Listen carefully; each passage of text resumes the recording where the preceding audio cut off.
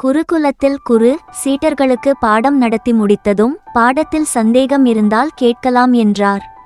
ஒரு சீடன், நாம் காணும் இந்த உலகம் நல்லதா இல்லை கெட்டதா என்று கேட்டான்.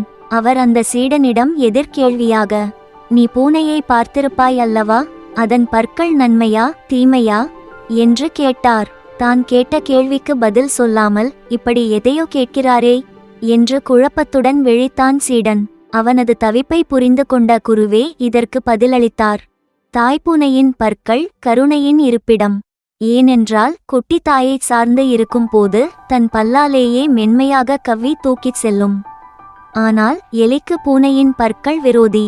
இதுதான் உன் கேள்விக்கும் பதில். எதுவுமே நல்லது தான், அதே நேரம் எதுவுமே கெட்டது தான். அவரவரை பொறுத்து நன்மையும் தீமையும் மாறிக்கொண்டே இருக்கும்.